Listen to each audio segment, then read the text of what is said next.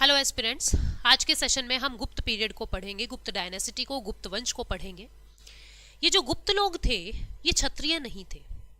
उत्तर मौर्य काल तक हम लोगों ने किया है। हमने देखा उत्तर मौर्य काल में अलग अलग तरीके के अटैक्स होते हैं, कुशानों के, बहुत बहुत कन्वों के, बहुत अलग अलग तरीके से सेंट्रल एशिया से भारत के अंदर अटैक होते हैं। बहुत सारे लोग जो है भारत की धरती पे आते हैं और उनका कल्चर भारत के कल्चर के साथ मिक्स होता है। तो जो ये गुप्ता लोग थे ये कुशाणों के सामंत होते थे। मौर्य की तरह ये क्षत्रिय नहीं थे, इनको लड़ाई झगड़ा नहीं आता था, इनकी खुद की कोई आर्मी भी नहीं थी, खुद का कोई इनकी अलग से आर्मी नहीं होती थी। अलग अलग सामंतों की आर्मी को ही ये अपनी एक आर्मी मानते थे। इनकी कोई परमानेंट आर्मी नहीं थी जैसे मौर्य काल के अंदर थी। योद्धा ये थे नहीं। ये कौन थे? ये कुशाणों के सामंती होते थे, ठीक है। और इन सामंतियों में से ही एक सामंती जिसका नाम श्रीगुप्त था वो धीरे धीरे अपनी पावर को इंक्रीज कर लेता है और गुप्त वंश के, गुप्त साम्राज्य की नींव रख देता है। और यहीं से ही गुप्त वंश की जो है वो शुरुआत होती है। बहुत लंबे समय तक ये साम्राज्य चलता है, बहुत लंबे समय तक ये वंश चलता है। इस सेशन में हम गुप्त साम्राज्य की हर एक बात को समझ लेंगे, वहाँ की कला, वहाँ की संस्कृति, वहाँ की चित्रकारी, वहाँ की पेंटिंग्स, सब कुछ कर लेंगे। वहाँ का इकॉनमी, वहाँ की सोसाइटी, कौन कौन राजा थे, किस राजा को क्या उपाधियां मिली थी, क्योंकि काफी इंपॉर्टेंट साम्राज्य ये है और यहाँ से क्वेश्चन बनते हैं। जो गुप्त एज के आपको स्रोत है, मतलब कि गुप्त एज कैसा था, वो आपको कहाँ कहाँ से पता लगता है, कौन कौन सी किताबें उस समय थी जो इसके बारे में प्रूफ देती हैं कि गुप्त साम्राज्य ऐसा था। मतलब इसको पढ़ने के, गुप्त काल के पढ़ने के स्रोत कौन कौन से थे? साहित्य और पुरातात्विक यानी कि लिटरेचर से पता लगता है और आर्कियोलॉजिकल रिसोर्सेज से पता लगता है। गुप्त काल का समय कब से कब तक चला? 240 एडी से 550 एडी तक चलता है। 240 एडी से 550 एडी तक चलता है। कौन कौन से लिटरेचर के सोर्सेज थे जिससे हमको गुप्त काल के बारे में सारी पता लगती है? कालिदास की ये सब किताबें हैं, ये सब रिसोर्सेज, सब साहित्य जो है कालिदास से संबंधित है। इन सब के अंदर हमको गुप्त राज्य की, गुप्त साम्राज्य की बहुत सारी बातों का पता लगता है, जिक्र मिलता है। जैसे कालिदास की कौन कौन सी बुक्स हैं ये भी आपसे पूछा जा सकता है। विक्रमोवंशीय, मालविकाग्निमित्र, अभिज्ञान शकुंतलम, रघुवंशम, कुमार संभव, मेघदूतम, ऋतु संहार, ये कौन है? ये सारी की सारी कालिदास की किताबें हैं, कालिदास के साहित्य हैं, जिसके अंदर आप गुप्त राज्य की, गुप्त वंश की नींव के बारे में देखते हो कि उनका जिक्र आपको इन किताबों में मिलेगा। फिर और कौन कौन सी किताबें थी? ये तो सारी कालिदास की थी। फिर एक थी कामसूत्रा। कामसूत्रा किसने लिखी? वत्सायन ने लिखी। फिर थी मृच्छकटिकम, ये शूद्रा ने लिखी थी, ठीक है। फिर थी मुद्रा राक्षसा, बहुत ज्यादा इंपॉर्टेंट है, विशाखा दत्त ने लिखी थी। आर्यभट्टियम, आर्यभट्ट ने लिखी थी। वृहद संहिता, ये वहरा मिहिर ने लिखी थी। इस वृहद संहिता को एनसाइक्लोपीडिया ऑफ एस्ट्रोलॉजी कहते हैं। एस्ट्रोलॉजी के बारे में, इस किताब के अंदर सारी बातें लिखी हुई है। इसको एनसाइक्लोपीडिया ऑफ एस्ट्रोलॉजी कहते हैं। किसको? वृहद संहिता को, जो वराह मिहिर ने लिखी थी। इसके कौन कौन से आर्कियोलॉजिकल रिसोर्सेज हैं उसको देख लेते हैं। अच्छा, पहले लिटरेचर्स और हैं, फिर उसके बाद हम आर्कियोलॉजिकल रिसोर्सेज पे चलेंगे।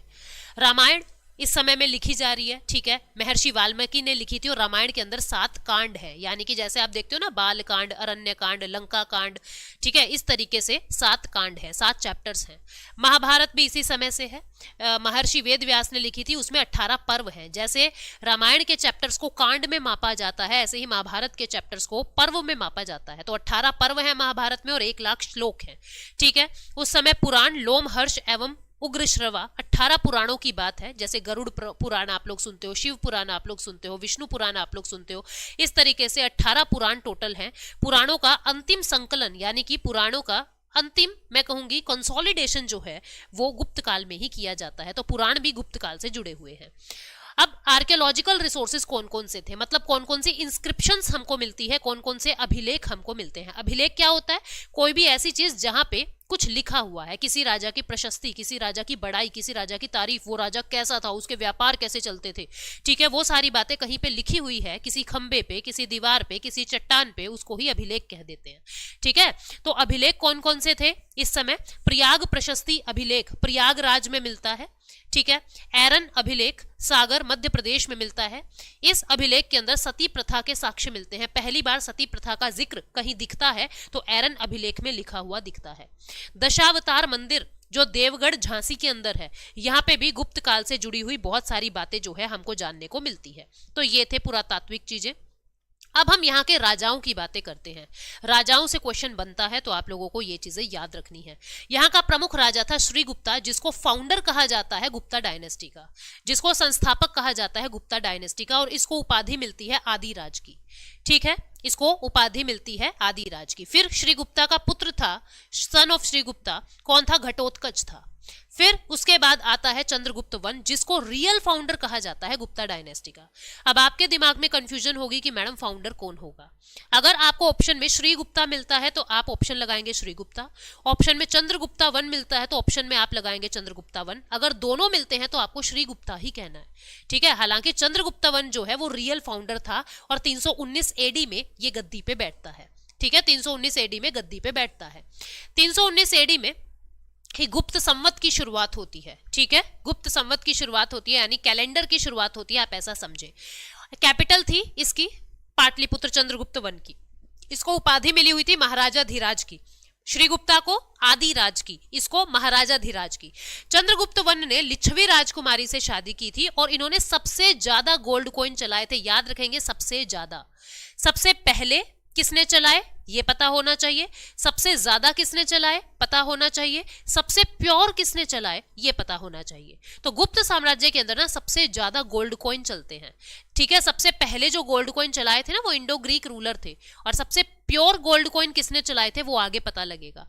तो सर्वाधिक मात्रा में गोल्ड कॉइन चलाए किसने? चंद्रगुप्त वन ने।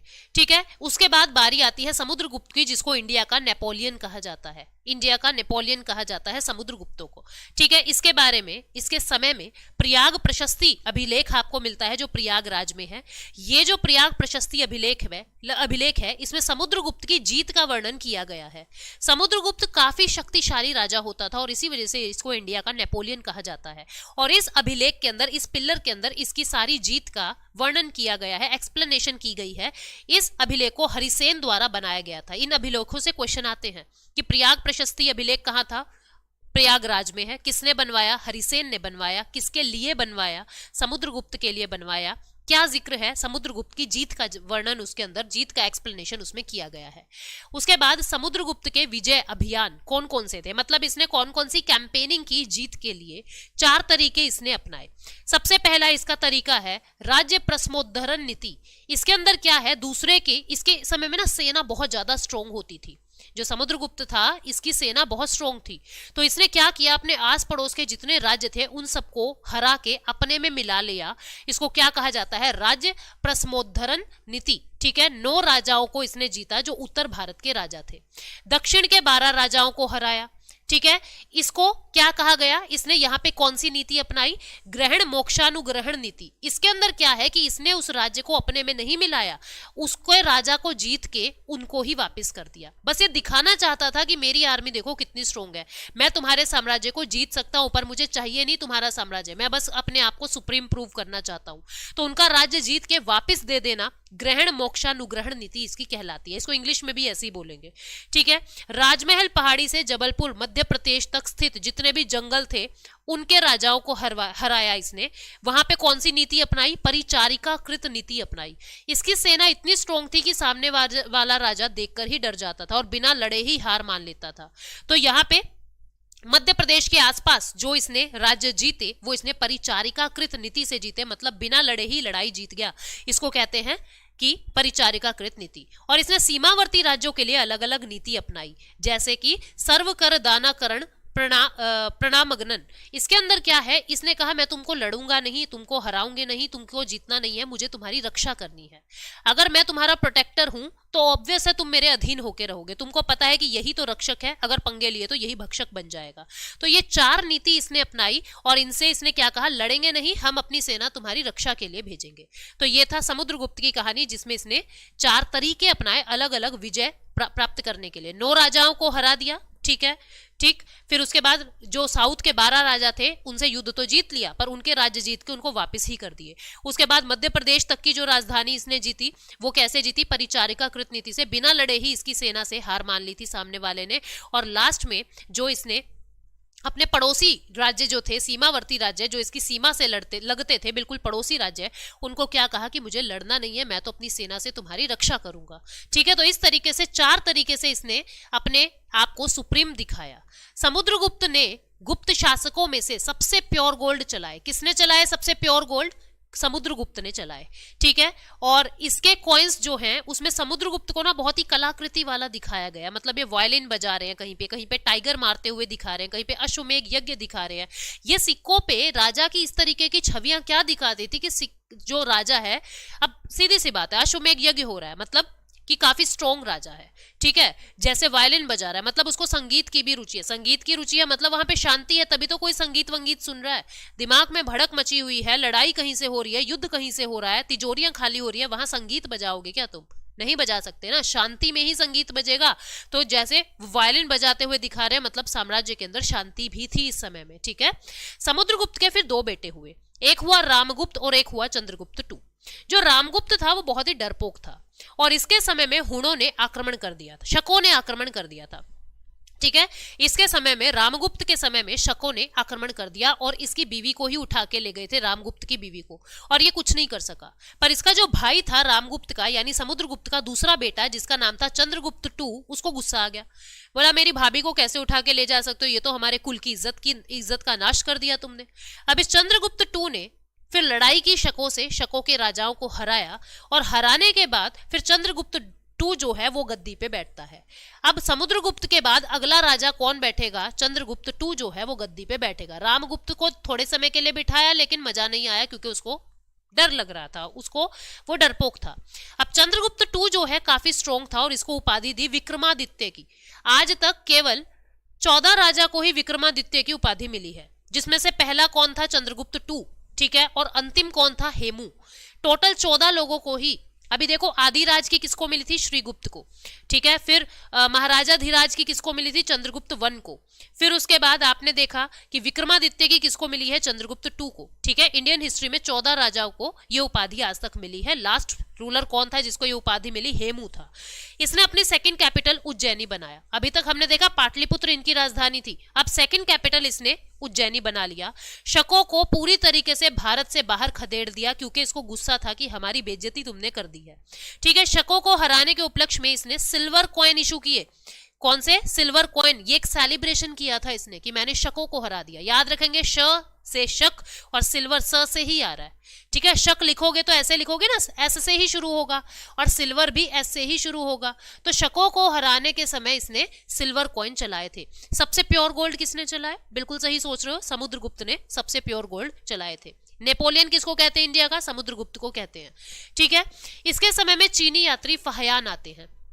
चंद्रगुप्त टू के समय में चीनी यात्री फहयान जो है आते हैं। फह का मतलब क्या होता है? धर्म, और यान का मतलब होता है आचार्य, यानी धर्माचार्य। फहयान कौन था? धर्माचार्य, धर्म सिखाने वाला, धर्म फैलाने वाला। इसके दरबार में, चंद्रगुप्त टू के दरबार में 9 योग्य व्यक्ति थे जिनको नवरत्न कहा जाता है। उनमें से 4 रत्नों के नाम यहाँ है। धनवंतरी जो मेडिसिन यानी कि सबसे स्ट्रॉन्ग या सबसे जबरदस्त डॉक्टर मैं कहूंगी। कालिदास पोइट बहुत अच्छे थे। वारामिहिर और अमर सिंह, ये 4 जेम्स थे, 4 नवरत्न थे। ठीक है, टोटल 9 थे, उनमें से 4 मैंने आपको बताए जो इंपॉर्टेंट वाले पेपर में पूछ लिए जाते हैं। उसके बाद, इसके बाद यानी कि समुद्रगुप्त के बाद, समुद्रगुप्त के बेटे चंद्रगुप्त टू के बाद अब कौन बैठेगा गद्दी पे? कुमारगुप्त बैठेगा। इसको उपाधि क्या मिली? महेंद्रादित्य की इसको उपाधि मिली। इसने नालंदा यूनिवर्सिटी की स्थापना की है। ये स्थापना हुई है, अभी आगे जाके हम पढ़ेंगे उसको मेंटेन किसने किया। नालंदा यूनिवर्सिटी की स्थापना की। इसके बारे में मंदसौर अभिलेख जो वत्स भट्टी ने लिखा था, मंदसौर अभिलेख, मंदसौर इंस्क्रिप्शन किसने लिखा? वत्स भट्टी ने लिखा। उसके बाद इस अभिलेख के अंदर कुमारगुप्त की जीत का, कुमारगुप्त की सारी बातों का एक्सप्लेनेशन दिया गया है। इसके बाद आते हैं स्कंदगुप्त। स्कंदगुप्त जो है वो गुप्त साम्राज्य के अंतिम शक्तिशाली राजा थे और पहली बार इनके समय में हुणों का अटैक होता है। पहली बार हुणों का अटैक होता है स्कंदगुप्त के समय में। ठीक है, और इसने हुणों को जीत लिया था। शकों को किसने जीता? शकों को चंद्रगुप्त टू ने जीता। हुणों को किसने जीता? स्कंदगुप्त ने जीता। पूनागढ़ अभिलेख जो है वो इनके समय में बनता है। पूनागढ़ अभिलेख में स्कंदगुप्त की सारी बातें लिखी गई है कि किस तरीके से स्कंदगुप्त ने सुदर्शन झील का मेंटेनेंस करवाया। इस सुदर्शन झील पे क्वेश्चन बनने की बहुत उम्मीद होती है।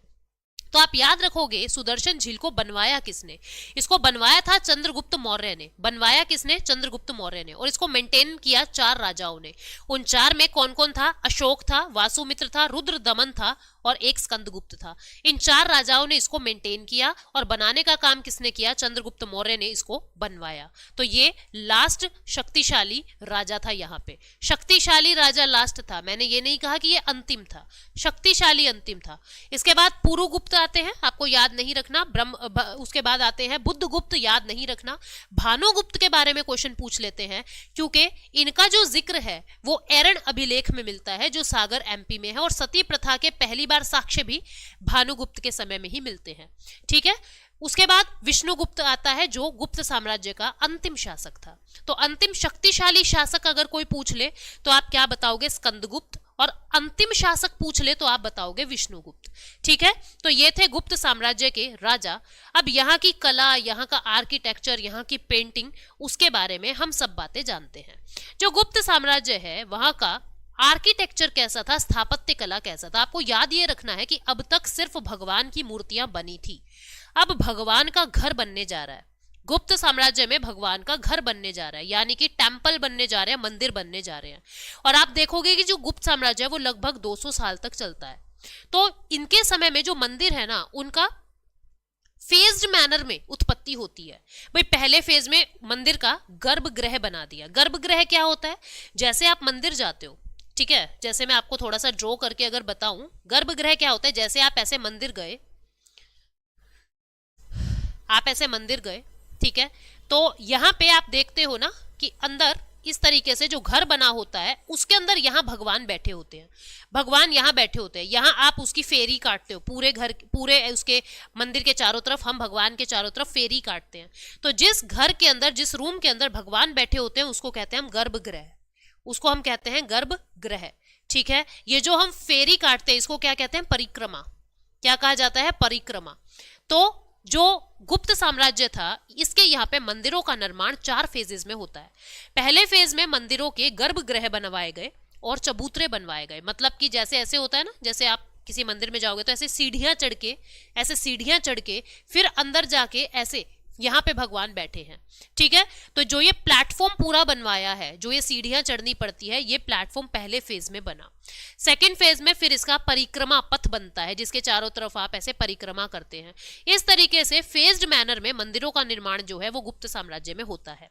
तो इनके साम्राज्य में क्या क्या फेजेस चले वो देखिए। मंदिर आज तक नहीं बने थे, गुप्त समय से ही मंदिर बनने शुरू हुए, उससे पहले मंदिर नहीं बन रहे थे। ठीक है। तो टेम्पल, मंदिरों का आविष्कार इनके समय में हुआ। पहली बार मंदिरों का निर्माण शुरू हुआ। पहली बार मंदिर में गर्भगृह की शुरुआत हुई और 4 फेजेस में मंदिरों का निर्माण हुआ। फर्स्ट फेज में गर्भगृह और ऊंचा चबूतरा बना, जैसे सांची स्तूप बनता है एरन एमपी के अंदर। सेकंड फेज में परिक्रमा पथ, जो आप इस तरीके से फेरी काटते हो ना भगवान के चारों तरफ, परिक्रमा पथ का निर्माण किया गया। पार्वती मंदिर एमपी, शिव मंदिर एमपी। ठीक है। ये वहां पे ये एग्जाम्पल है जहां पे परिक्रमा पथ बना। अब आप एक चीज को देखो, पार्वती का, शिव का, इनके मंदिर बन रहे हैं, मतलब ये शिव धर्म, विष्णु धर्म, इनमें बिलीव कर रहे हैं। ठीक है। थर्ड फेज में गर्भगृह के ऊपर छत और तोरण द्वार, तोरण समझते हो ना, ऐसे बड़ा सा बहुत विशाल एक गेट बनता है और उसके 10-12 किलोमीटर के बाद जाके कोई मंदिर आ रहा है तो उसको तोरण कहते हैं, दरवाजा। ठीक है। गर्भगृह के ऊपर छत और तोरण द्वार बनता है। एग्जाम्पल है दशावतार मंदिर जो देवगढ़ झांसी के अंदर है, यूपी में। फोर्थ फेज में गर्भगृह के पिल्लर को और ऊंचा कर दिया। जो गर्भगृह बना था उसके पिल्लर्स को, उसकी छत को और ऊंचा कर दिया। ठीक है। जैसे राजगिरी का मंदिर जो है वो इसका एग्जाम्पल है। इस तरीके से इनके समय में जो टेम्पल आर्किटेक्चर है वो बहुत ज्यादा बढ़िया होता है और फेज्ड मैनर में उसकी शुरुआत होती है। फिर मूर्ति कला के अंदर क्या हुआ, मतलब इनके समय में कैसी कैसी मूर्तियां चलती थी। मेटल और स्टोन दोनों से ही मूर्तियां बनती थी, पत्थर से भी और मेटल से भी। बौद्ध धर्म से संबंधित मूर्तियां बहुत सारी थी, जैन धर्म से, ब्राह्मण धर्म से, हर धर्म से संबंधित इनके यहाँ पे मूर्तियां जो है वो पाई जाती थी। चित्रकला यानी पेंटिंग की बात करें तो केव पेंटिंग, गुफाओं के अंदर चित्रकारी गुप्त साम्राज्य में बहुत मिलती है। जैसे अजंता की जो गुफाएं हैं महाराष्ट्र में, केव नंबर 16 और 17, ये केव नंबर क्या है 16-17? जब आप अजंता देखने जाओगे वहां पे ना गुफाओं को छोटी छोटी 29-30 गुफाएं बनी हुई है, हर गुफा को एक नंबर दे रखा है। तो क्या बता रखा है, केव नंबर यानी गुफा नंबर 16 और 17 गुप्त काल में निर्मित हुई है, और बाकी गुफाएं भी जो है वो मध्य प्रदेश में गुप्त साम्राज्य से ही जुड़ी हुई है। वहां पे भी काफी सारी पेंटिंग्स जो है इसके साम्राज्य से रिलेटेड देखने को मिलती है। फिर साइंस एंड टेक के बारे में, विज्ञान के बारे में बात करते हैं। साइंस एंड टेक जो है वो गुप्त साम्राज्य में गोल्डन इरा कहलाता है, मतलब कि बहुत जबरदस्त तरीके से साइंस का उत्थान यहाँ पे होता है। आप सोचिए ना, लड़ाई में दिमाग नहीं है गुप्तों का। आप आज के गुप्ताज भी देख लीजिए, जिसको हम सो कॉल्ड अग्रवाल कम्युनिटी कहते हैं, ठीक है। अब बनिए लोग क्या होते हैं, वैसे कास्टिज्म की बातें करना पागलपन होता है किसी भी टीचर या पढ़े लिखे इंसान के लिए, बट मैं समझाने के लिए आपको बोल रही हूँ। जो बनिए लोग होते हैं, गुप्ताज लोग जो होते हैं, गुप्ता लगाते हैं पीछे, आज भी अगर आप देखोगे लड़ाई झगड़े में आपको ज्यादा नहीं मिलेंगे। ये लोग किस में मिलेंगे, बड़े बड़े बिजनेसमैन आपको मिलेंगे, यानी व्यापारी लोग ज्यादा मिलेंगे, मुनीमी लोग, पैसे से संबंधित काम ज्यादा करते हैं, ठीक है। पढ़ाई लिखाई ज्यादा कर रहे हैं, साइंस टेक में दिमाग लगाया, लॉजिकल बातों में दिमाग लगा रहे हैं, और खुद के भगवान मानते हैं, ठीक है। दूसरे के भगवान से भी उनको कोई प्रॉब्लम नहीं है, क्योंकि उनको व्यापार करना है, उनको पैसा कमाना है। तो इसी तरीके का नेचर ये भी हो रहा है। जैन धर्म, ब्राह्मण धर्म, हर तरीके के धर्म को ये संरक्षण दे रहे हैं, ठीक है। खुद शिव और विष्णु को मानेंगे। साइंस और लिटरेचर का बहुत ज्यादा यहाँ पे उत्थान देखने को मिलेगा, साइंस का और टेक्नोलॉजी का। क्या क्या साइंस में क्या देखते हैं हम, देखिए। गुप्त काल को साइंस एंड टेक के विकास का गोल्डन इरा कहा जाता है। मैथ्स के अंदर आर्यभट्ट है, ठीक है। आर्यभट्ट ने गुप्त काल में क्या क्या काम किया, इनकी बुक है आर्यभट्टियम। इन्होंने शून्य की खोज की, जीरो की खोज की। इन्होंने हेलियोसेंट्रिक थ्योरी दी, ठीक है। इन्होंने हेलियोसेंट्रिक थ्योरी दी। पाई की वैल्यू यानी कि 3.14 वैल्यू जो है वो सबसे एक्यूरेट, सबसे पहले आर्यभट्ट ने ही निकाली थी। साइन की वैल्यू इन्होंने दी, साइन कोस थीटा, ये पढ़ते हो ना आप एसएससी में, टेंजेंट, ट्रिग्नोमेट्री, तो साइंस की खोज इन्होंने की। सूर्य ग्रहण और चंद्र ग्रहण का सही कारण, सोलर और ल्यूनार एक्लिप्स का सही कारण इन्होंने ही बताया, ठीक है। फिर उसके बाद, ये तो आर्यभट्ट की चीजें हो गई, आर्यभट्ट ने क्या क्या किया। फिर इसके बाद आते हैं ब्रह्मगुप्त। ब्रह्मगुप्त ने अपनी बुक लिखी ब्रह्म सिद्धांत, ठीक है, और इन्होंने गुरुत्वाकर्षण का सिद्धांत दिया, थ्योरी ऑफ ग्रेविटेशन। न्यूटन से बहुत साल पहले ब्रह्मगुप्त ने थ्योरी ऑफ ग्रेविटेशन दे दिया था, ठीक है। आइंस्टाइन से बहुत पहले, कैप्लर से बहुत पहले, कोपरनिकस से बहुत पहले ये सारे जो चंद्र ग्रहण, सूर्य ग्रहण, इनके काम आर्यभट्ट ने कर दिए थे। तो तभी कहा जाता है भारत किसी से पीछे नहीं है, हर चीज में इंडिया आगे है, बस वही है नाम नहीं हो पाता, क्योंकि हम लोगों को प्लेटफॉर्म नहीं मिल पाता। तो यहाँ पे केमिस्ट्री के अंदर क्या क्या काम होता है। चंद्रगुप्त टू द्वारा निर्मित, चंद्रगुप्त टू ने दिल्ली में कुतुब मीनार के पास, आप में से बहुत सारे लोगों ने देखा भी होगा, कुतुब मीनार के पास मेहरौली का पिलर है, आयरन पिलर है, और वो आयरन पिलर ऐसा है स्टूडेंट्स, वो आज तक उस पर रस्ट नहीं लगा है, जंग नहीं लगा है। पिलर है ओपन में, बारिश गिर रही है, पोल्यूशन हो रहा है, लेकिन फिर भी उसके ऊपर जंग नहीं लगा है। मतलब उस समय भी कुछ ऐसा था कि इनको मेटल्स की समझ थी, इनको पता था कि कौन सी मेटल कैसे, कब, कहा, किसके साथ मिक्स करके यूज करनी है, ठीक है। तो ये जो जंग ना लगने का कारण है, ये बताता है कि उस समय केमिस्ट्री का कितना इनको ज्ञान था। तो चंद्रगुप्त टू के समय में जो मेहरौली में पिलर बना है, ठीक है, आयरन पिलर, वो बताता है कि वहां की केमिस्ट्री जो है बहुत स्ट्रॉन्ग थी। मेडिकल और हेल्थ की दुनिया में धनवंतरी चंद्रगुप्त के दरबार में एक नवरत्नों में से एक थे, जिनको दुनिया का बेस्ट डॉक्टर कहा जाता है मेडिसिन की दुनिया में, ठीक है। अगर और याद रखो, लेटर मौर्य में चरक आयुर्वेद के महान वैज्ञानिक, सुश्रुत सर्जरी के फाउंडर कहलाते हैं, आयुर्वेद के फाउंडर चरक कहलाते हैं, मेडिसिन के फाउंडर धनवंतरी कहला रहे हैं, ठीक है। तो ये सब गुप्त काल में, लेटर मौर्य काल में ये सब काम हो रहे हैं। फिर उसके बाद रिलीजन और धर्म की बात करें तो वैष्णव शैव धर्म को ये मानते थे, लेकिन बौद्ध और जैन धर्म को भी संरक्षण देते थे, प्रोटेक्शन देते थे। क्या मतलब हुआ प्रोटेक्शन देने का? प्रोटेक्शन देने का मतलब ये हुआ स्टूडेंट्स के, मान लीजिए किसी ने शिव और विष्णु धर्म को ना मानते हुए जैन या बौद्ध धर्म अपना लिया, तो ऐसा नहीं है ये उनसे नफरत कर रहे हैं, उनको समाज से निकाल देंगे, उनको भी एक्सेप्ट करते थे ये, ठीक है। अच्छा जी, अवतारवाद की संकल्पना दी। अवतारवाद क्या होता है? अवतारवाद होता है, इसके अंदर अवतारिज्म इंग्लिश में कहते हैं इसको। अवतारवाद ये होता है स्टूडेंट्स कि वो जैसे आप महाभारत देखते होगे तो उसके अंदर होता है ना कि जब जब पाप का घड़ा भर जाएगा, जब जब हानि बहुत ज्यादा होगी तो फिर से धर्म जन्म लेगा, इसको अवतारवाद कहते हैं। तो दशावतार, 10 अवतार लिए हैं विष्णु भगवान ने, कभी मछली का रूप, कभी नरसिंह का रूप, कभी कोई रूप। तो वो 10 अवतार कौन कौन से हैं एक बार देख लेते हैं। 10 अवतार, सबसे पहले मछली का, फिर कछुए का जिसको कहते हैं कूर्मावतार, कछुआ, टोटोइस, ठीक है। उसके बाद बराहम अवतार, ठीक है। उसके बाद नरसिंह का अवतार, उसके बाद वामन अवतार। इसके अंदर वामन अवतार आप लोगों ने सुना भी होगा कि 2.5 कदम के अंदर पूरी जमीन माप दी थी, ऐसी एक फिक्शनल सी स्टोरी है। परशुराम का अवतार, राम का, कृष्ण का, बुद्ध का। अब जो 10वां अवतार आएगा, अभी नहीं आया है, आएगा, वो कल्कि का अवतार आएगा, ऐसा बोल रहे हैं। तो ये 10 अवतार क्या बता रहा है? अब तुम ना एक चीज को समझना, ये ऐसे धर्म पुराण में तो हमने कह दिया ये 10 भगवान के अवतार हैं, लेकिन हकीकत में जो इंसान की उत्पत्ति हुई है, ये इंसान का इवोल्यूशन है। आप देखो, सबसे पहले जल के अंदर जिंदगी आई थी, हरित शैवाल जो है, ब्लू ग्रीन एल्गी आप देखते हो, जल के अंदर जीव आया था। तो सबसे पहले मीन यानी मत्स्य, फिश का अवतार लिया। फिर एम्फीबियंस आए थे, कछुए का अवतार लिया। फिर ब्राह्म अवतार लिया। फिर नरसिंह यानी आदि मानव का अवतार लिया। धीरे धीरे इंसान मॉडर्न होता जा रहा है, राम का, कृष्ण का, बुद्ध का, यानी बुद्ध जो है वो मतलब कि लॉजिकल चीजें, लॉजिकल बातें करने लगे थे। कृष्णा भी लॉजिकल बातें करने लगे थे, ठीक है। राम फिर भी धर्म की चीजों में उलझे हुए थे। कृष्ण ने ये कहा था कि भाई तुम काम करते रहो, फल मिलता रहेगा, मतलब कृष्ण ने थ्योरीज और बदल दी थी। कल की आके बिल्कुल मॉडर्न भगवान कौन होंगे देखते हैं। तो इस तरीके से ये 10 अवतार जो है ये इंसान की उत्पत्ति के बारे में भी बता रहा है, ठीक। ये तो थे वहां के धर्म की बातें। अब वहां का पॉलिटिकल सिस्टम कैसा था? वहां बिल्कुल केंद्रीयकृत चीजें थी, केंद्रीयकरण था, यानी कि सेंट्रलाइजेशन था। सेंट्रलाइजेशन क्या होता है स्टूडेंट्स? के नीचे से पावर उठा के ऊपर को दे देना, कि सबसे हाई इंसान को सारी पावर एक के हाथ में एकत्रित है, इसको कहते हैं केंद्रीयकरण। शक्ति को एक जगह केंद्रित कर दिया, सेंट्रलाइज्ड कर दिया। तो सेंट्रलाइज्ड सिस्टम, केंद्रीयकरण, ठीक है। ऑटोक्रेटिक यानी राजतंत्रात्मक यहाँ पे शासन प्रणाली थी, सारी शक्ति राजा के हाथ में होती थी। सबसे ऊंचे कौन? सबसे ऊंचा राजा होता था, जैसे आज के दिन प्रेसिडेंट आप समझ सकते हो। उसके बाद प्रोविंसेस होते थे, जैसे अपने अभी प्रांत होते हैं ना अलग अलग, हरियाणा, गुजरात, पंजाब, राजस्थान, इस तरीके से प्रोविंसेस होते थे, ठीक है। फिर डिस्ट्रिक्ट होते हैं, जैसे हर प्रांत के अंदर डिस्ट्रिक्ट होते हैं, आज भी ऐसे ही वहां भी डिस्ट्रिक्ट होते थे।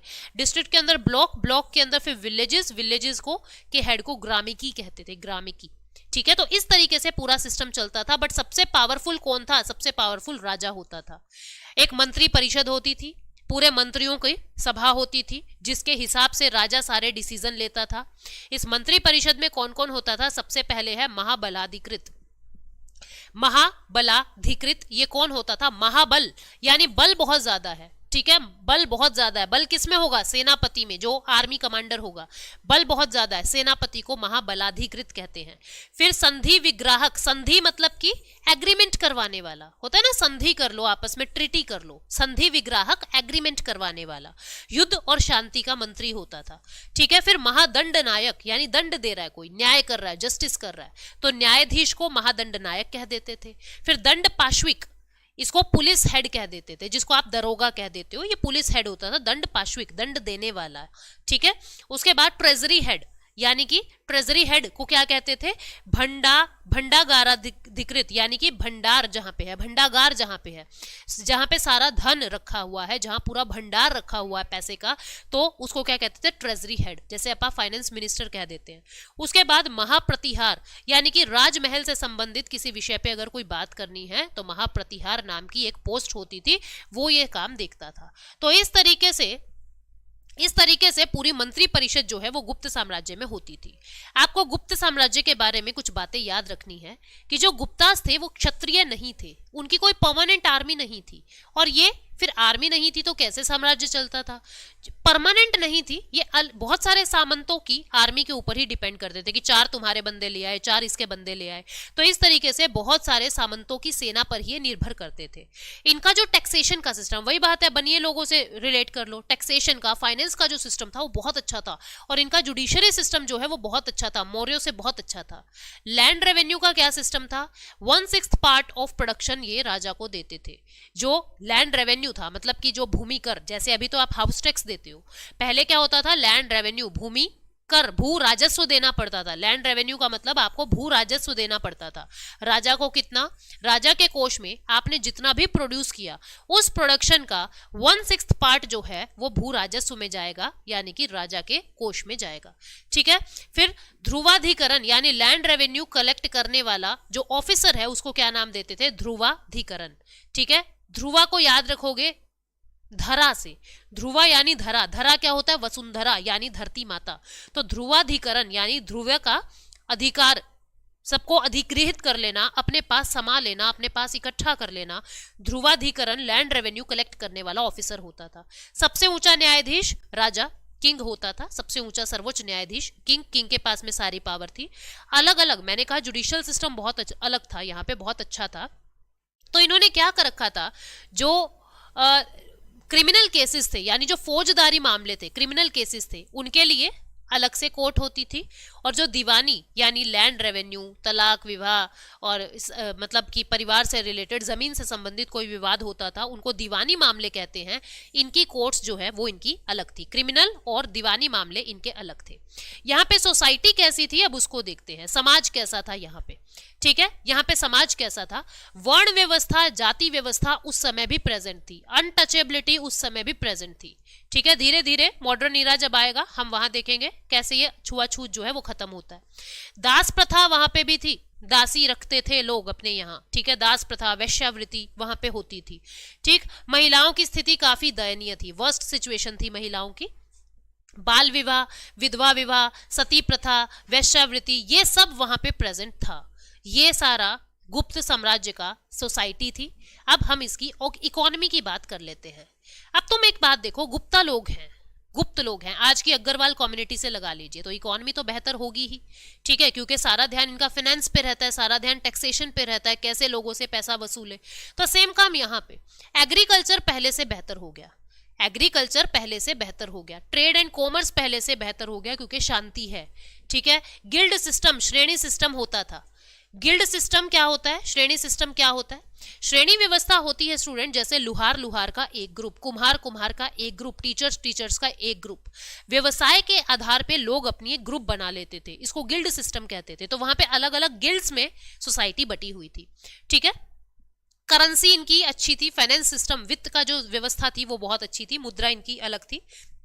सबसे ज्यादा गोल्ड कॉइन जो है गुप्त साम्राज्य में ही इशू होते हैं। याद करो, प्योरेस्ट गोल्ड किसने चलाया? प्योरेस्ट गोल्ड कॉइन किसने चलाए? और शकों से जीतने के बाद सिल्वर कॉइन किसने चलाए? दिमाग में सोचना नहीं बता पा रहे हो तो फिर से वीडियो को रिवाइंड करके देखो। ब्राह्मणों को भूमि दान देने की प्रथा इन्होंने आगे बढ़ाई, शुरुआत नहीं की इन्होंने ब्राह्मणों को भूमि दान देने की जो प्रथा है वो आगे एक्सटेंड की। तो शुरुआत किसने की थी? सबसे पहले गौतमी पुत्र सतकर्णी ने ब्राह्मणों को भूमि दान देने की प्रथा चलाई थी, और उस प्रथा को आगे किसने एक्सटेंड किया? आगे एक्सटेंड किया इन्होंने, गुप्ता लोगों ने एक्सटेंड किया। ठीक है।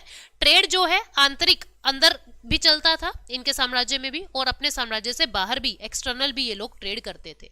इनके समय में मेजर पोर्ट्स वही हैं मौर्य वाले, एक तो ताम्रलिप्ति और भृगकच्छ। लास्ट वीडियो में मैंने आपको दोनों की लोकेशन दिखाई हुई है, इसलिए मैंने दोनों की लोकेशन फिर से यहाँ से नहीं दिखाई है।